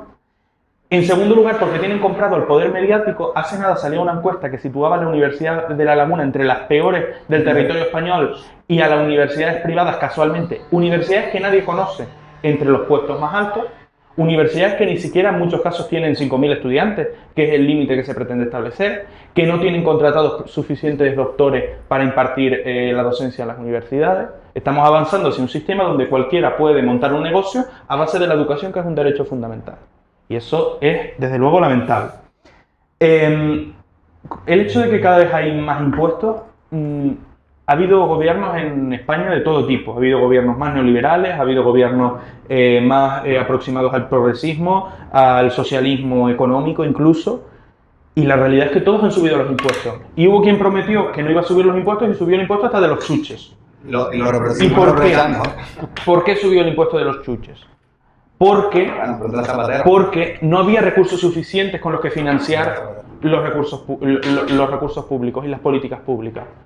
Por tanto, hay que subir los impuestos. No tiene sentido bajar los impuestos, porque entonces nos cargamos el estado del bienestar del que nos hemos dotado como país y que miran con envidia desde Estados Unidos, que miran con envidia desde otros lugares, desde otros estados capitalistas del mundo. Y no se invierte más en la universidad. ¿Por qué? No es por ninguna traba, es por el avance del neoliberalismo y de las concepciones conservadoras dentro de las políticas públicas, porque se opta por reducir la financiación de la educación, reducir la financiación de la sanidad para favorecer los intereses privados de los hospitales y las universidades privadas. Por tanto, esto es una consecuencia más de que en Canarias tengamos un gobierno del Partido Popular y de Coalición Canaria, que son fuerzas que apoyan una concepción neoliberal de la economía, que se están cargando en nuestra región los servicios públicos y generando un perjuicio a las personas. Ya lo hemos visto en la Comunidad Autónoma de Andalucía, lo que ocurre cuando se devasta la educación pública, cuando se devasta la sanidad, y eso acaba generando víctimas mortales, en el caso de las mujeres con cáncer de mama. Ocurre en Valencia cuando la primera decisión que adopta un gobierno neoliberal es acabar con los servicios de emergencia, con las unidades de emergencia. Llega una emergencia y mueren más de 200 personas porque no hay recursos públicos suficientes para salvar a las personas, que es lo que se ha demostrado. Es lo que ocurre en las universidades que están al borde del colapso en Madrid, porque la presidenta de Madrid, que tiene una concepción neoliberal de la política y de la economía, opta por reducir los recursos públicos al máximo. Eso es lo que ocurre. Y esas son las consecuencias que las políticas neoliberales tienen en la gente de a pie. Porque podemos hablar de que reduce la financiación y a lo mejor no nos imaginamos a qué nos estamos refiriendo. Nos estamos refiriendo a que las clases trabajadoras no pueden entrar en un aula universitaria, que las mujeres no puedan hacerse mamografías porque no tienen garantías por parte de la seguridad pública, o que las personas no puedan estar a salvo en un evento meteorológico adverso porque no hay recursos suficientes para afrontarlo desde los servicios de emergencia. Okay. A mí me gustaría ir cerrando la conversación pequeñísima. Tenemos un debate sobre economía simplemente porque se ha nombrado mucho el término neoliberal, pero no sé la alternativa a lo que se llama neoliberalismo. Es decir, yo no estoy a favor del neoliberalismo, no lo estoy, porque me parece un hombre de paja, ¿no? Un argumento de hombre de paja. Yo quiero entrar ahí. No lo he terminado de ver porque creo que el neoliberalismo está más cerca de una postura de izquierda, de centro izquierda, que la mía. Simplemente, sin haberlas puesto siquiera. Con respecto a los máster no tienen tanta regulación como los dorados. Y hay máster dentro de lo que serían cuestiones de economía que se imparten sin regulación alguna. Un MBA o estas cuestiones son libres. La gente lo paga y al día siguiente está trabajando en Estados Unidos, está trabajando en el banco no sé qué. Y eso no está regulado, pero son empresas... Por el mercado. No, por el Estado. No, el mercado no regula nada. El mercado es, tú quieres algo, yo te lo doy. Pero fíjate por dónde, los títulos oficiales los regula el Estado, los títulos propios, que son a lo que te estás refiriendo, entiendo, los generan las universidades. ¿Y por qué? Porque tienen una concepción mercantilista de la educación. Cuando te contratan Morgan y Stanley, que es una de las mayores entidades del mundo, mejores reconocidas, no es porque tengas el grado de la Universidad de La Laguna, es porque has hecho un máster que no está regulado por el Estado, que ellos reconocen. Si tú fueras con el título de la Universidad de La Laguna, que puede ser la mejor en la primera del ranking o en el último, que no te contratan. Que puede ser mejor, porque tienes que pasar por el Morgan, tienes que pasar por el máster que no está regulado, que es el que te acredita. El máster, que es el bueno. Cerramos esta parte de aquí, o para ahora sí entregarle la palabra a los oyentes. El caballero por aquí tiene una pregunta y por allá yo. ¿Su nombre, perdone? Ahora que... a ver si me acuerdo. Sí, más o menos. Sí, estamos justo... Sale de allá a 16. Sí, sale a las 1:30, pero intentamos. De aquí, pero intentamos. Vale, perfecto. Soy Toño. Era en relación a lo que comentabas de la universidad, de que había bajado la financiación de las universidades privadas, que dijiste, a nivel de España. Sí. Yo soy gallego y, por ejemplo, en Galicia no existe ninguna universidad privada.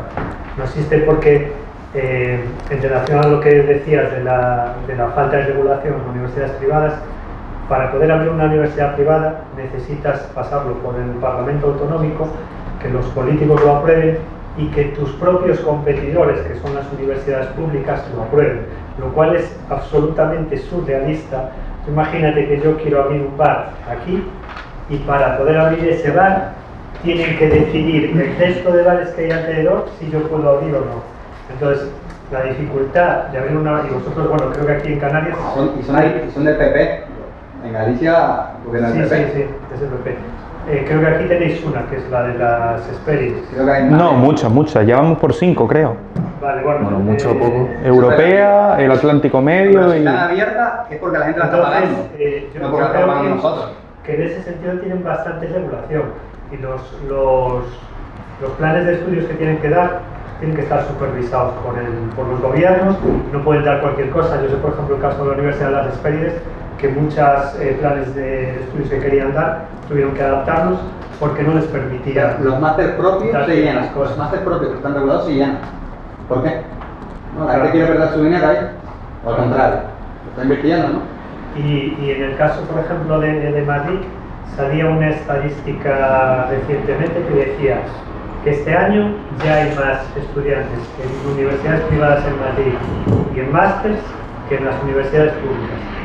Y entonces yo planteo, debería hacernos pensar eso, cómo tiene que ser la universidad pública de servicios deficientes para que alguien esté dispuesto a pagar un 80% más por un servicio que te podría dar la universidad pública, en teoría con la misma calidad y de la misma forma. 80% más los impuestos. Claro, la pagan 2 veces la educación. Pagas, Paga 2 veces. por supuesto. Entonces, yo pienso como él, a mí me da igual que un servicio, la sanidad, la educación, lo del servicio público, el privado. Yo lo que quiero es que me den un buen servicio y de calidad. Y si hay que criticar a que la universidad pública no funciona y la gente se va a la universidad privada, a lo mejor el análisis que se está haciendo no es el correcto. Es decir, que le faltan recursos, puede ser, pero también a lo mejor hay que pensar, oye, ¿por qué la gente se va? ¿Realmente es un problema de que faltan recursos o que la calidad es mejor? Porque a pesar de que pagues más, se van yendo. La gente valora mucho su dinero y dónde invertirlo, y lo mira bastante. Entonces, no sé, yo creo que ahí hay que hacer una reflexión en general de todo. ¿Dónde invertirlo o gastarlo? Antes de que pasen a comentarle algo, Joey, ¿quieres hacer una pregunta? No, eso, todas las preguntas. Exacto, hagan todas las preguntas que tengan que hacer Joey, lo que quieras comentar.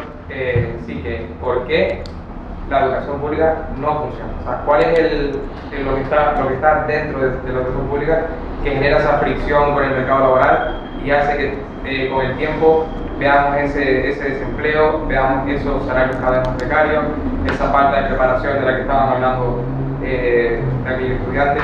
¿Qué es lo que supuestamente, según Oscar, hay dentro de la educación pública que fomenta su deterioro? ¿Alguno más? ¿Alguna pregunta? De cualquier tema, no tiene por qué ser sobre educación o vivienda, cualquier tema social o político. Ok, sí, antes de pasar a que tú respondas directamente, si quieres comentar algo respecto a la educación. Sí, con respecto a la pregunta de Toño, la regulación que establecen los parlamentos autonómicos responde en teoría a un intento de evitar la mercantilización de la educación de forma que se pudiera funcionar como máquinas de expedición de títulos. ¿Qué ocurre? Que no es efectiva. Ha pasado hace nada con la Universidad Tecnológica de, no recuerdo el nombre concreto, una universidad tecnológica que se trajo al Parlamento Autonómico, que tenía informes en contra de la Universidad de La Laguna y de la Universidad de Las Palmas de Gran Canaria, tenía informes desfavorables de todo tipo de institución alrededor del territorio nacional incluso, y a pesar de eso se aprobó y esta universidad se va a implantar en nuestro territorio. La cuestión es ¿por qué optan las personas por una universidad privada?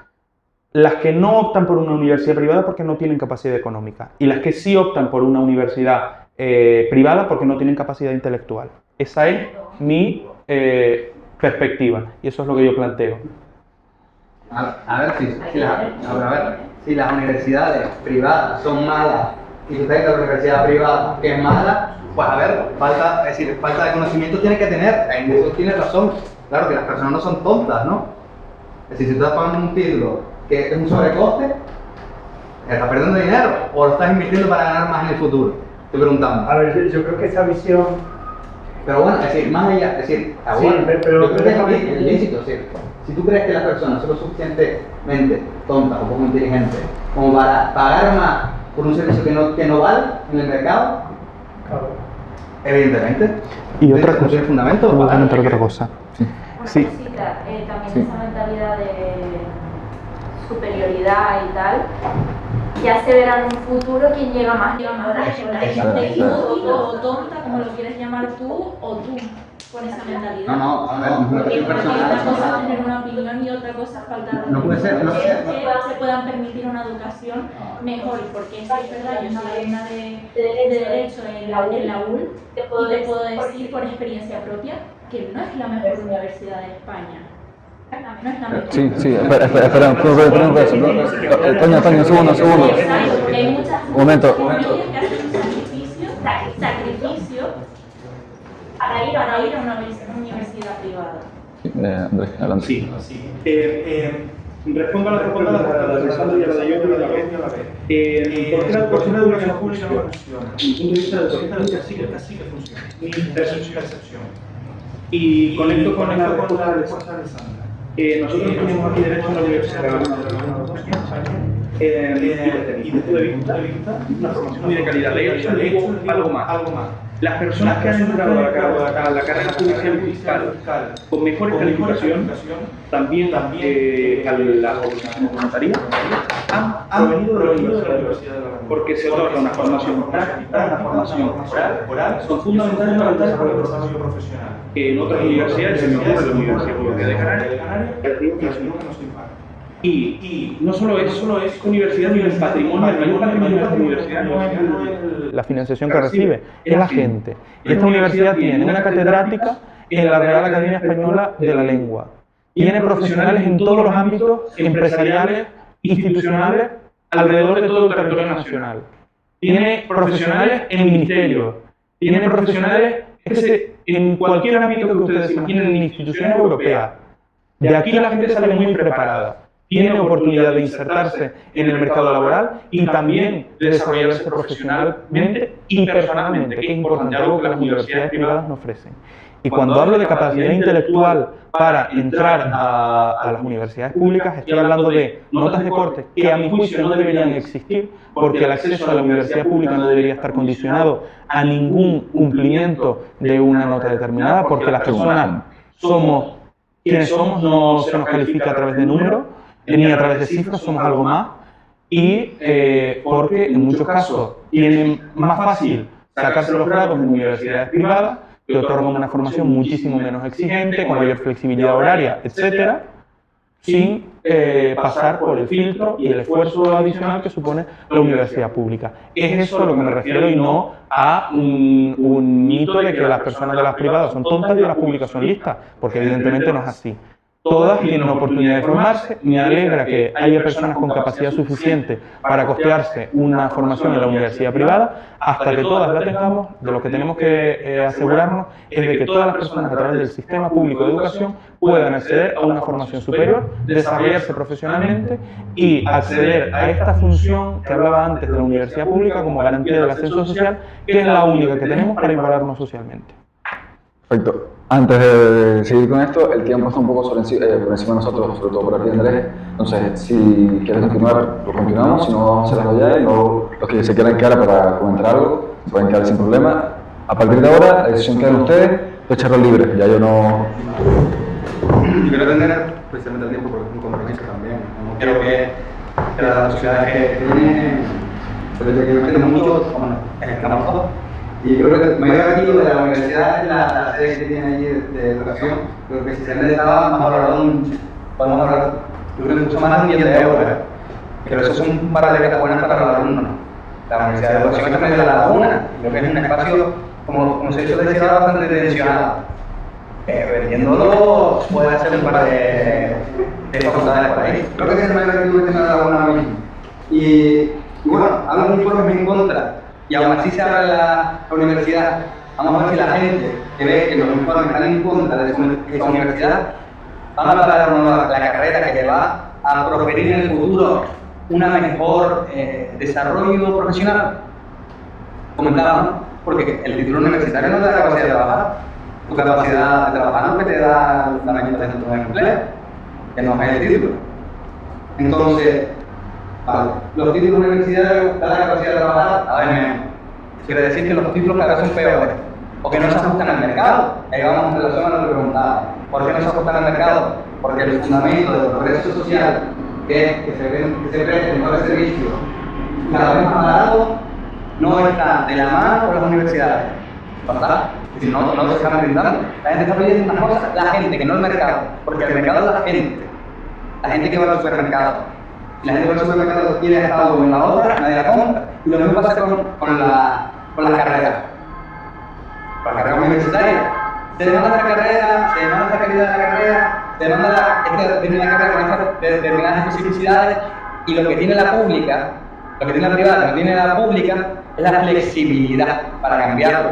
Porque tú lo sabes, que para cambiar todos los preceptos que tiene que haber en el grado, tiene que haber una reunión de lo que sería los distintos estamentos de la universidad, y después pedir al gobierno nacional que cambie la ley, que incluso está regulada de manera nacional. Entonces esa flexibilidad de la empresa que tiene un título que no está reconocido por la regulación española, lo cambia. Y ya está, sin más. Eso es lo que te da la posibilidad de trabajar, la capacidad de juntar las necesidades del mercado con las necesidades de las universidades, de los que piden los universitarios. Y yo estoy pidiendo un grado de, no sé, de ADE, que se ajusta a la realidad del mercado, y me estás hablando de que en los 5 años de carrera, 4 años de carrera, no voy a ver un Excel, que es lo más básico. Bueno, obviamente no voy a trabajar, y con suerte soy el mejor de mi carrera, y soy el primero en la lista de los que están en la ULL que entra al puesto de trabajo, con esa posibilidad.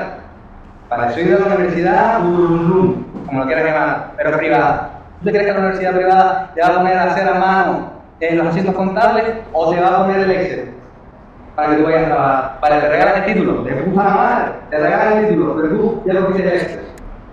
El Excel que te va a servir para trabajar. Si cogiste el Excel, pero a mano no lo sabes hacer.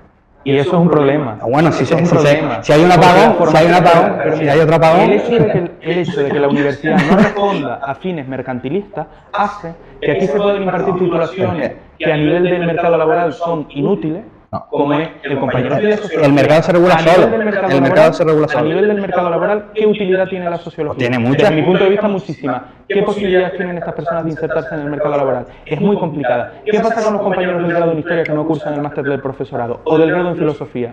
No tienen prácticamente posibilidades de incorporarse al mercado laboral. Y sin embargo, esas enseñanzas aquí se muestran, en primer lugar, porque son parte de nuestro patrimonio, y en segundo lugar, porque son de utilidad para estas personas y para presentar su conocimiento. La Universidad de La Laguna presta un conocimiento integral. Y un estudiante de contabilidad, por ejemplo, tiene que saber hacer las cuentas a mano, como tiene que saber hacerlas en Excel, como tiene que saber hacerlas en todos los distintos estamentos. Sin embargo, un estudiante que sale de una universidad privada, que está destinada únicamente al beneficio económico y con un afán mercantilista y neoliberal, se le enseña para impartir una determinada profesión. El mercado son las personas.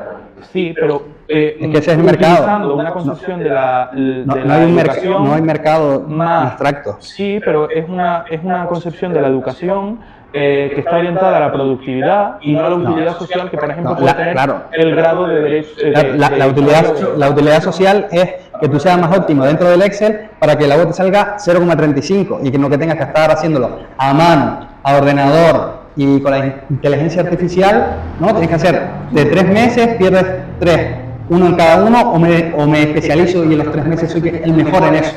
Eso es lo que hace que cada vez las cosas valgan menos.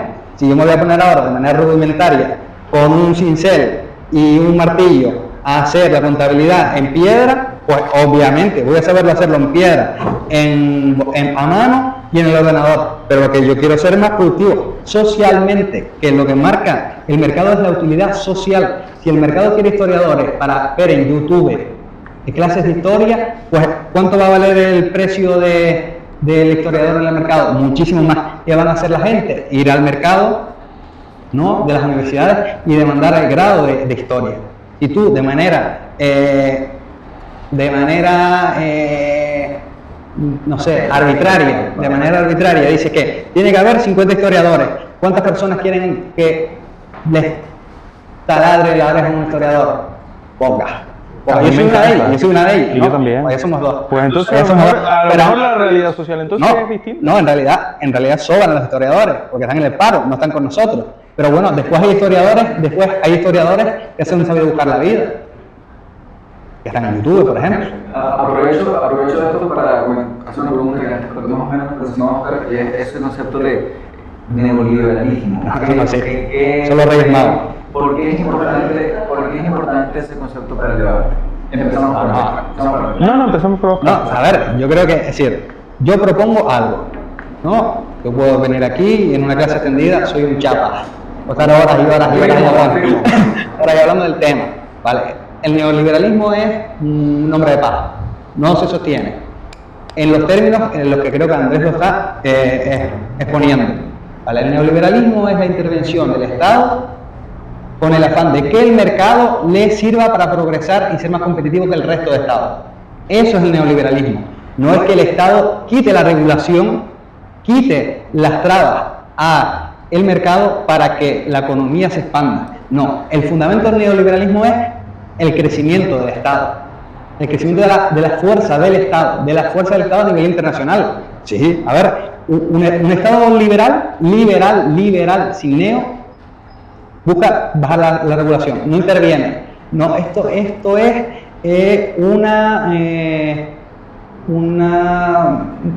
un sector importante para la economía, para el Estado. Pues vamos a incentivarlo, como hace la Comunidad Autónoma de Madrid. Esto es el tema de la agricultura en Andalucía. Las subvenciones de Andalucía en la agricultura. Eso no es liberalismo, eso es neoliberalismo. Yo no defiendo el neoliberalismo, yo defiendo el liberalismo, que es a la contra, como hace Ayuso en Madrid con el tema de las universidades públicas. Bajo el presupuesto y no le doy presupuesto a las universidades privadas. Darle presupuesto a las universidades privadas es neoliberalismo o socialismo, pero en los términos que, claro, es que por eso digo que están más próximos a ti el neoliberalismo que a mí. Sí, porque están interviniendo, poco, pero están interviniendo. Claro, pero la cuestión no es el liberalismo teórico. O sea, todas las ideas, yo cuando vengo a hablar de socialismo democrático, si hablara de socialismo, hablaría de algo completamente distinto a lo que estoy expresando. Es cierto. Porque yo aquí no vengo a teorizar, yo vengo a expresar cómo mis ideas se materializan en el entorno concreto en que vivimos, social, político, económico, etc. ¿Qué ocurre? El liberalismo teórico se manifiesta en el plano político, social y económico de unas maneras determinadas. Y cuando miramos el plano internacional y vemos los países mayoritariamente liberales, Singapur, vemos representantes. Pues Singapur es el estado capitalista por excelencia. no es Estados Unidos. Pero también está Estados Unidos, que tenemos un estado liberal. Está cayendo. Está Nivel de intervención del Estado de la economía, Estados Unidos no está en el top, está cayendo. Argentina, por ejemplo. Argentina ahora está subiendo. Argentina tiene un déficit brutal, sí. Porque el supuesto... El déficit es del supuesto, 70%. ¿Y sabes cuánto ha crecido el déficit en España desde que gobierna el PSOE? ¿Cuánto? Estaba cerca, creo, del 70 y ahora está en el 140, si no me equivoco. Casi el 70%, es decir, el déficit que tiene Argentina ahora es lo que ha hecho crecer el déficit con el gobierno del PSOE. La cuestión es que Argentina ha generado un desorden social, un desorden económico y un teórico que en teoría sabía solucionar las crisis con o sin dinero. Se ha demostrado que ha articulado un sistema fallido que ha acabado teniendo como víctima a la población civil. Y eso se ha materializado en los resultados electorales que ha habido con posterioridad a las elecciones en las que fue elegida Javier Milei. Los votos no hablan Javier Milei a las personas. No solo elige la forma en la que se dirige el país. También, al contrario, es precisamente por eso mismo, es que él es liberal. Es decir, él no quiere regular nada, él quiere decir que ustedes hagan. El neoliberalismo, al contrario, es yo quiero que se hagan distintas cuestiones. Y el socialismo es el que dice, yo quiero que se hagan esto, esto y esto. Entonces, cuando entramos en un marco de interpretación de la realidad, no solo de las cuestiones ideológicas, tenemos que ver que no es mi marco el que determina el resto de marcos. Es decir, no a partir de mi visión de cómo funciona la política puedo experimentar cómo funciona el resto. Al contrario, Tengo que ver cómo funcionan ellas para yo después analizarlas. Porque Milei no quiere dirigir nada, quiere que no se dirija a nada.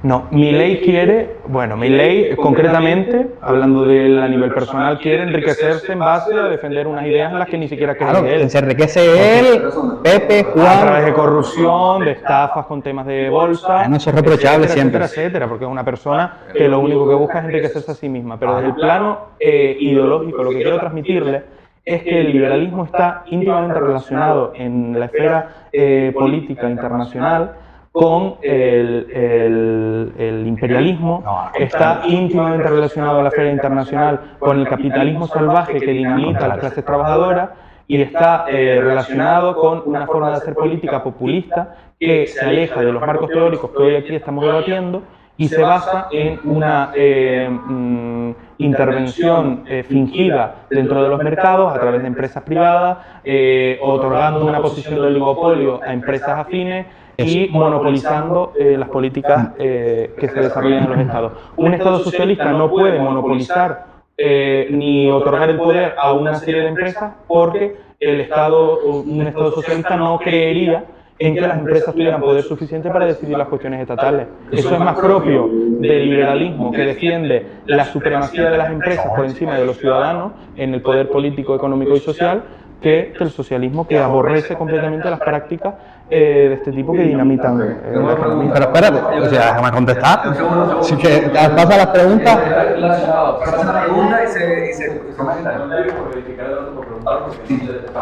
Yo sé que precisamente Argentina, la bajada de la inflación fue por conseguir un superávit sostenido, un superávit fiscal, y con eso dejar de financiar deuda en base a emisiones. Pero vamos, y cuando hablamos de déficit fiscal en Argentina, no estoy comprendiendo de la pero vamos, es decir, el superávit fiscal también es malo, lo que no tienen es que cobrarte.